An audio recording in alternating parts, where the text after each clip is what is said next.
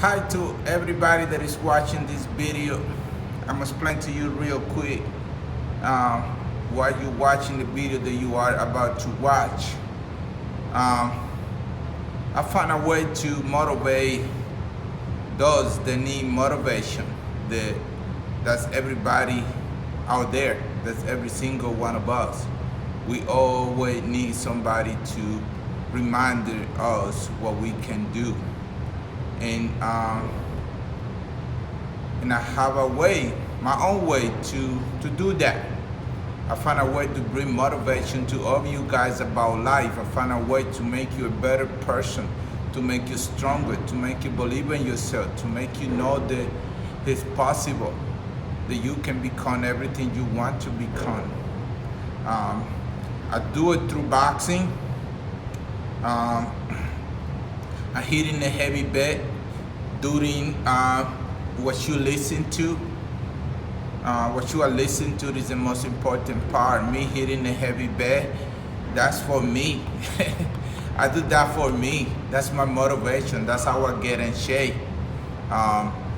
What you are listening to behind the scene is for you guys. That's for you guys. If you're a boxer, then you know what I do motivate you. Hey, that's a plus.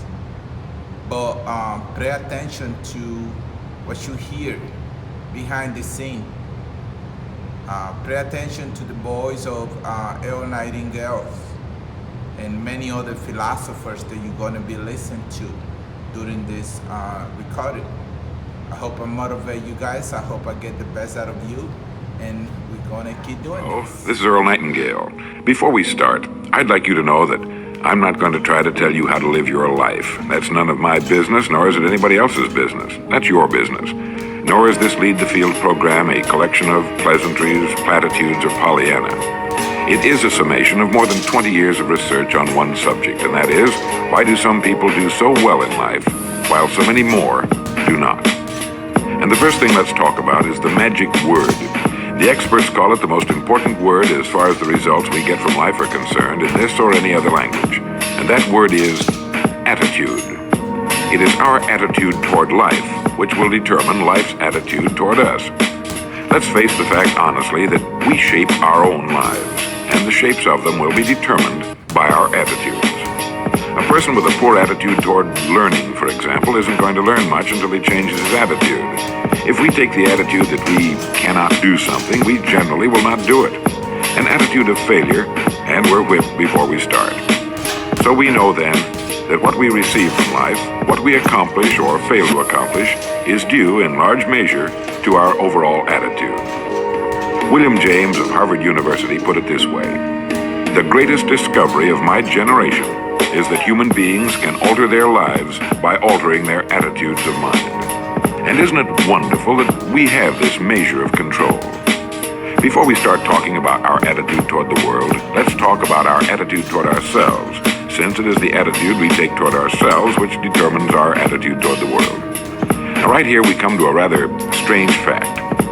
We're so familiar with ourselves, we tend to take ourselves for granted. We tend to minimize the things we can accomplish, the goals we can reach, and for some equally strange reason, believe others can accomplish things in our field which we cannot.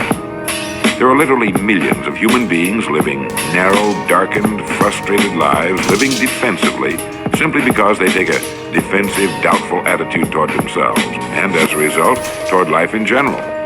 Many people are suspicious of and oppose change. Yet change is the one thing in life on which we can absolutely count. People who stay young all the years of their lives not only welcome change, but see it for what it really is: new opportunity, new chances for further fulfillment. Attitude is a reflection, a result of a person's will. It is incalculably powerful. It can bring about marvelous results for us, but we need to train it patiently, day by day. Now let's talk about the attitudes of people who are successful. The top 5% of the people who go sailing through life from one success to another, and who, even when they fail at something, shrug it off and head right out again.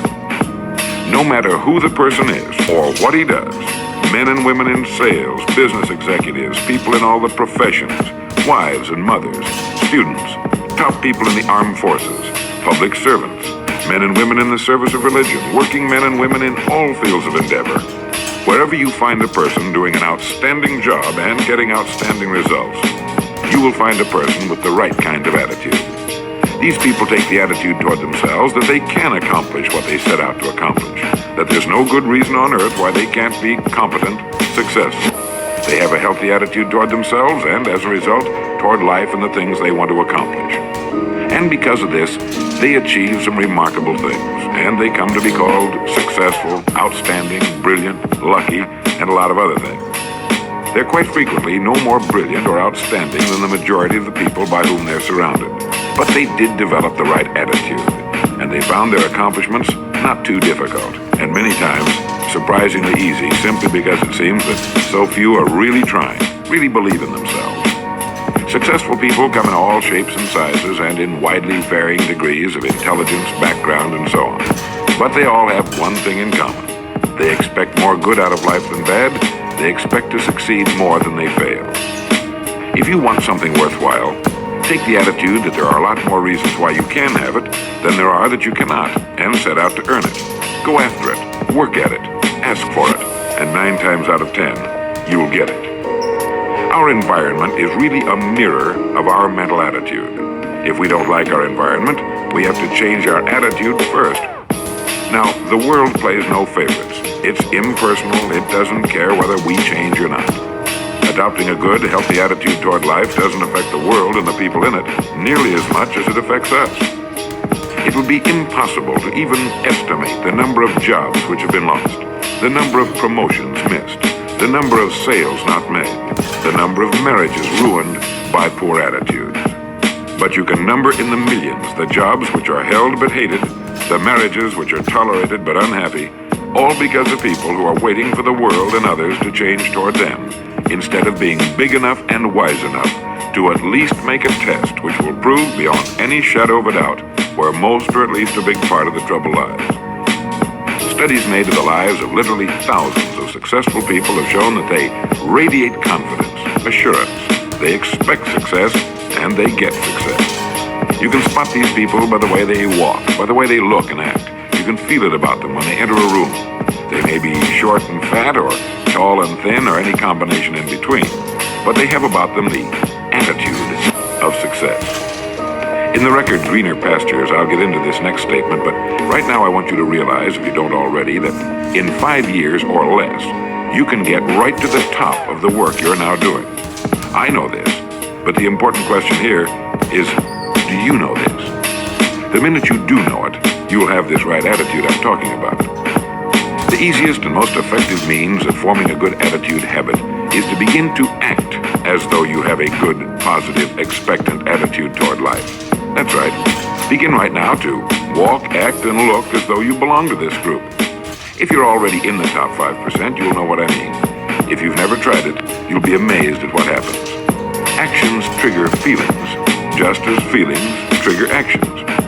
Now, let me tell you of a little test you can make which will prove beyond any shadow of a doubt that a good attitude can change a person's life as dramatically as walking from a darkened room into the bright, clear light of day. Not long ago, I read a line which went, "Life is dull only to dull people."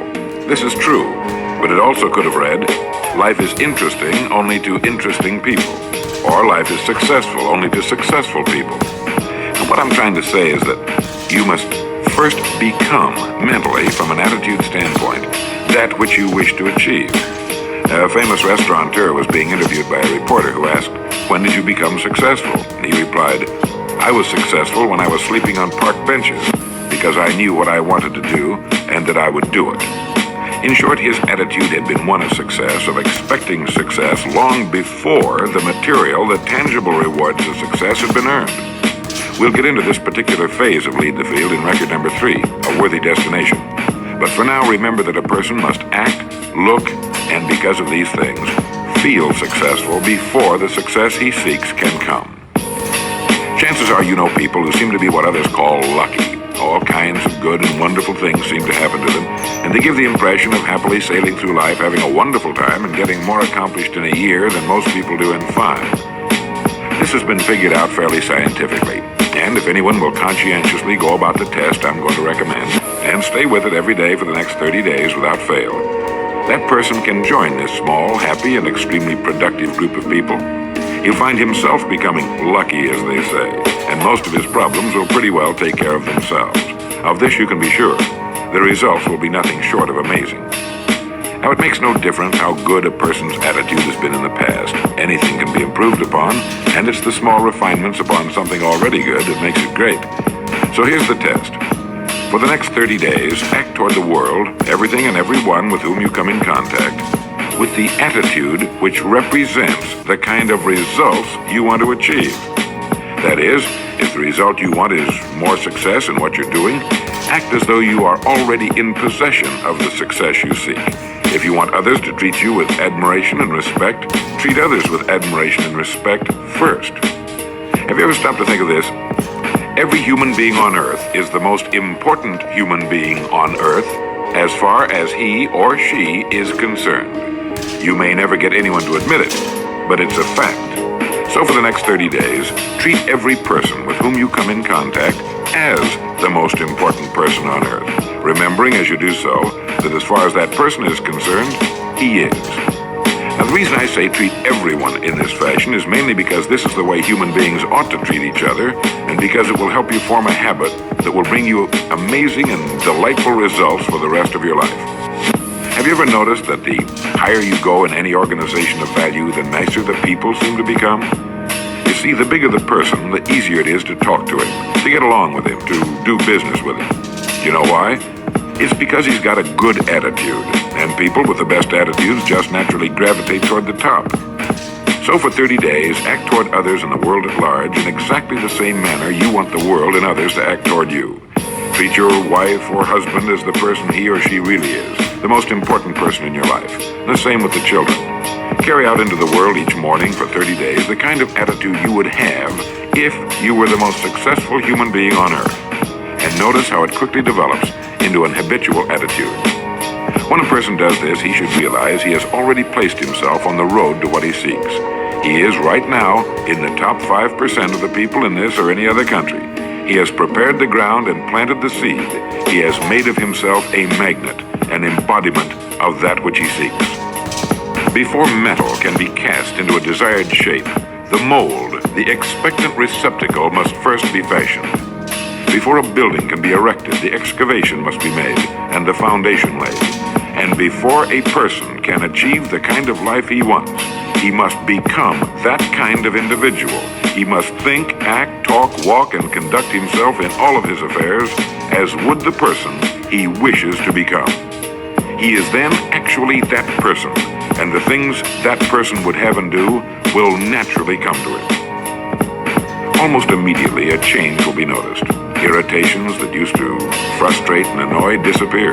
When some less informed individual gives you a bad time, stay on the track. When someone cuts in front of you with his car or acts in any other manner that shows his ignorance and lack of courtesy, don't permit yourself to drop to his level. Pity him, for that's what he really deserves. That's the very group a person doesn't want to belong to.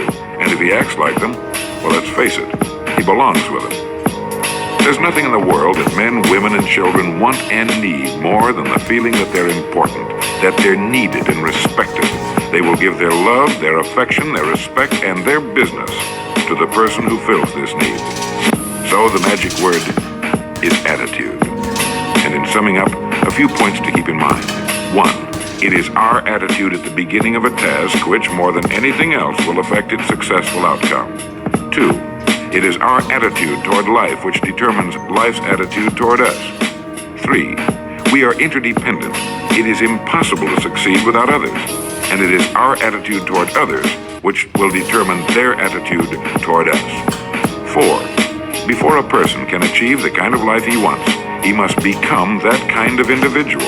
He must think, act, talk, walk, and conduct himself in all of his affairs as would the person he wishes to become. 5. The higher you go in any organization of value, the better will be the attitude you will find.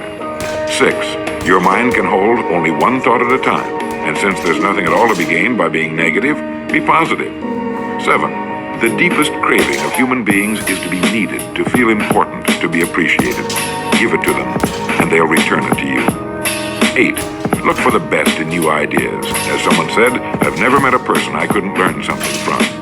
9. Don't waste valuable time broadcasting personal problems. It probably won't help you. It cannot help others. 10. Don't talk about your health unless it's good. 11. Radiate the attitude of well-being, of confidence, of a person who knows where he's going. This will inspire those around you, and you'll find good things will begin happening to you. And 12, lastly, for the next 30 days, treat everyone with whom you come in contact as the most important person on earth. If you'll do this for 30 days, you'll do it for the rest of your life. In the next recording, I'll talk to you about greener pastures. But now in closing, remember the words of Walter Dill Scott of Northwestern University. Success or failure in any undertaking is caused more by the mental attitude even than by mental capacities. Thank you.